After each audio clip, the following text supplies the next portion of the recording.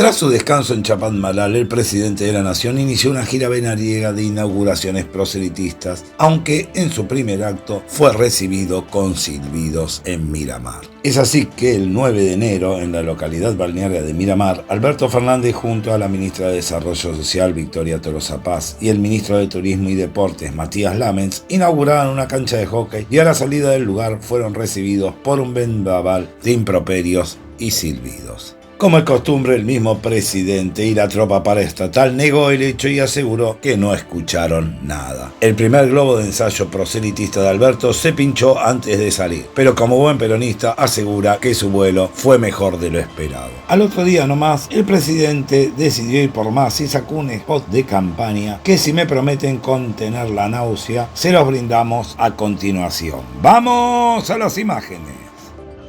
Claramente. Debe ser la sociedad más fracasada de los últimos 70 años. ¿Qué futuro puede tener un país que tiene un expresidente recorriendo el mundo diciendo que su pueblo es la sociedad más fracasada en los últimos 70 años? Mientras juego con Francisco, busco una respuesta, lo miro y no dejo de pensar en cómo será la Argentina en la que él crezca. Fracasada la sociedad con la mejor salud pública del continente, con una educación pública que dio 5 premios Nobel. Fracasada la sociedad que juzgó y condenó a los genocidas, que recuperó la democracia al grito de nunca más y la defendió para siempre. Fracasada la sociedad que siempre estuvo a la vanguardia en derechos para todo el pueblo trabajador.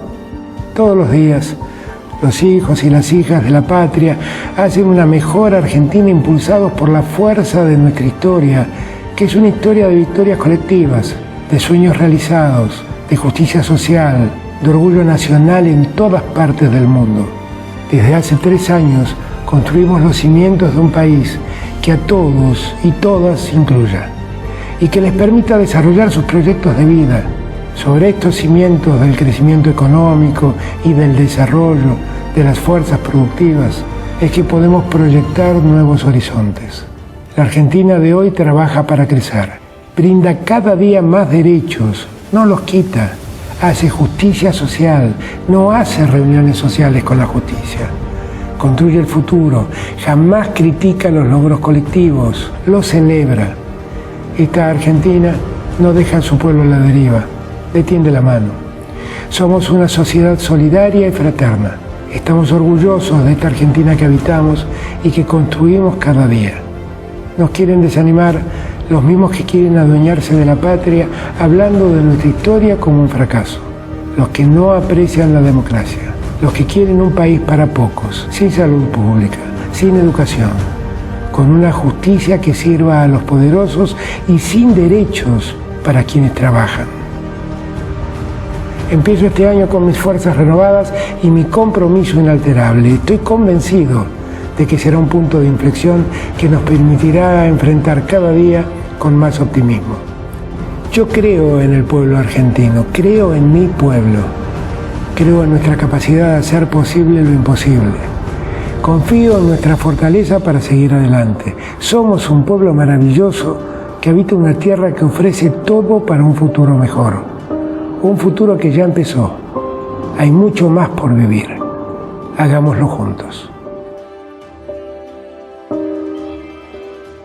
El 11 de enero, el presidente siguió con su gira inmolándose en el ridículo en todo el país. En exaltación de la cruz fue recibido por silbidos e insultos, pero esta vez su patota de alcahuetes detuvo a ambientalistas por reclamar contra el uso de agrotóxicos. Ahora ya saben para qué sacan el dinero del presupuesto de la autónoma para dárselo a estos policías que con aumento reprimen mucho, pero mucho más contento. Muchas gracias, Kicillof. Muchas gracias, Alberto Fernández. Esto no sería nada. La respuesta de este queso de bola que tenemos en el gobierno fue un hipócrita llamado a escucharnos y respetarnos. Por favor, vamos a las imágenes. En el bar hay más silencio.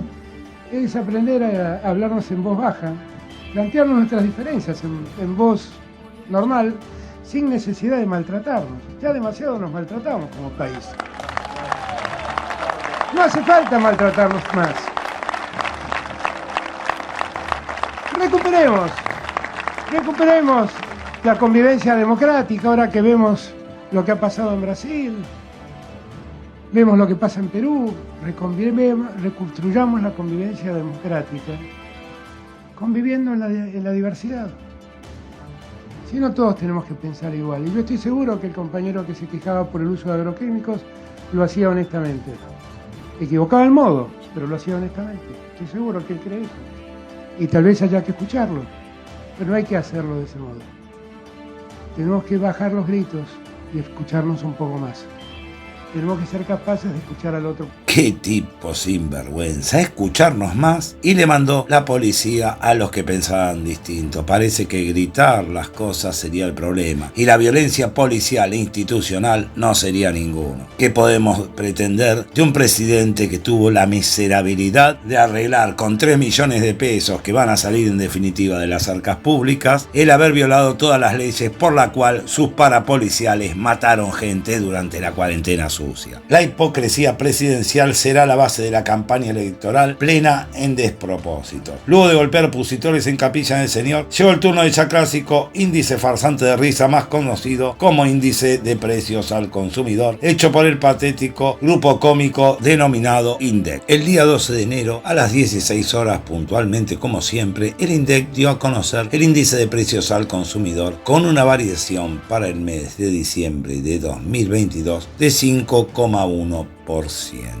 La variación anual del mismo índice para 2022 fue del 94,8%, que nos obliga a felicitar al organismo estadístico por su trabajo ocultando la inflación real, haciendo esfuerzos infrahumanos para que el IPC no sea de 3 cifras porcentuales. El INDEC es solo otro organismo de colaboración más de este gobierno siervo de las oligarquías y el imperialismo. Mientras el queso de bola sigue con su esquizoide campaña proselitista, a puras mentiras para sobrevivir y palos para sostenerlas, funcionarios como María Victoria Tolosa Paz aprovecha el mes vacacional para colar sus evidentes actos de corrupción, pensando que los que miramos las cuentas públicas estamos muy distraídos.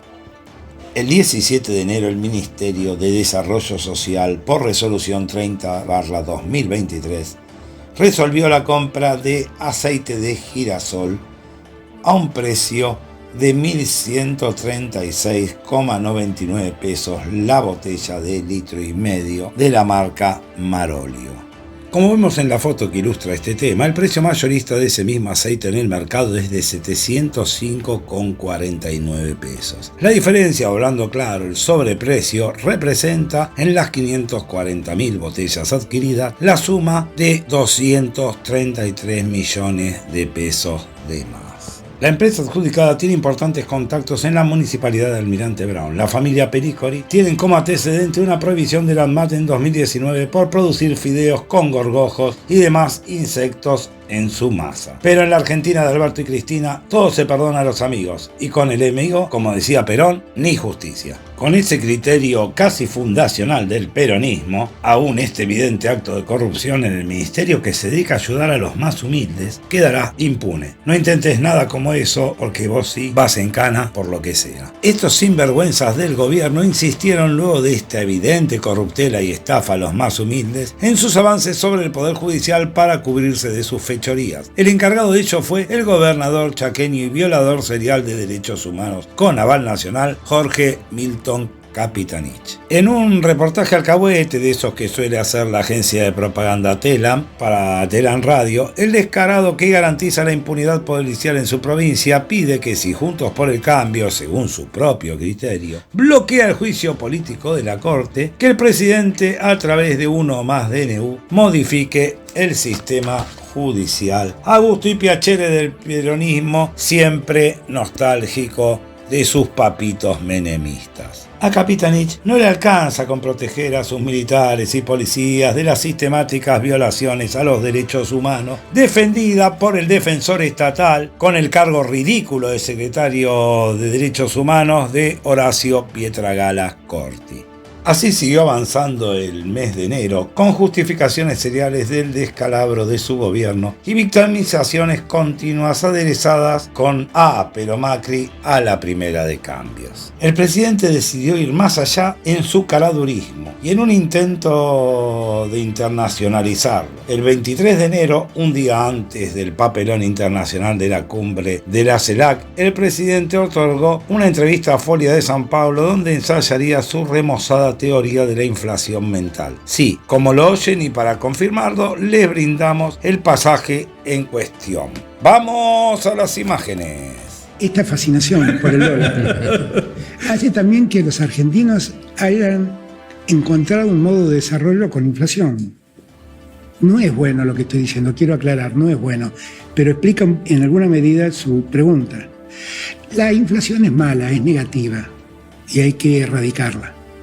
Es cierto que nosotros heredamos un país, porque esto también hay que tenerlo en cuenta, que el mes en que yo asumí la inflación fue del 53%, casi 54, 53,8%.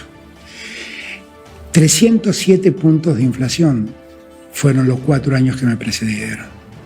Y cuando yo estaba en campaña, yo le advertí a los argentinos, no crean que el problema de inflación se resuelve como decía Macri. Una inflación de esta naturaleza no se resuelve de la noche a la mañana. Lleva tiempo.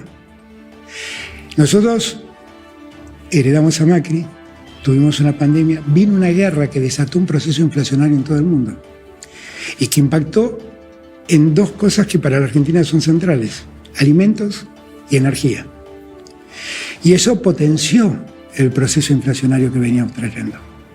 Ahora, nosotros tenemos que trabajar para que esa inflación se acabe. La inflación no es posible. La inflación es como que a uno le impide proyectar el futuro.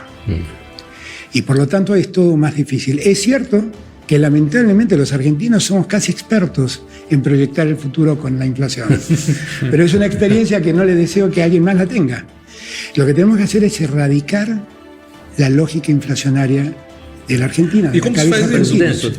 Eso, ¿cómo se hace? Y bueno, es que no es fácil de hacer. No es fácil de hacer porque gran parte de la inflación argentina es una inflación que los economistas llaman inflación autoconstruida, que es la inflación que está en la cabeza de la gente. La gente lee en un diario que va a subir, claro, va a subir el combustible, y entonces empiezan a aumentar por las dudas. Luego de hacer papelón tras papelón en la cumbre de la CELAC, Alberto Fernández recibió a un enviado de Joe Biden y volvió a rogarle una reunión con el mandatario norteamericano para ratificarle su completa y entera sumisión al imperio.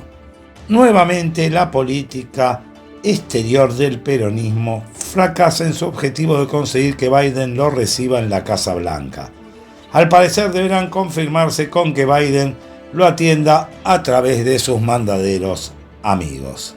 Así las cosas, el presidente, a sabiendas que es inútil para esa tarea, dejará de lado todo intento de gobernar el país e irá decididamente por la reelección. A tal efecto comienza a armarse de apoyos como el más reciente del gobernador chaqueño Jorge Milton Capitani. En las últimas horas el presidente siguió cumpliendo a rajatabla con el rol de rematador del país, firmando convenios sobre gas y litio con el canciller alemán Olaf Scholz. A nuestra estadista estrella, o el auténtico queso de bola de ras rosada, solamente le cabe mentir y mentir sin importarle que la realidad lo desmienta y esperar que el INDEC le dibuje una posverdad que justifique sus delirios de crecimiento económico del país.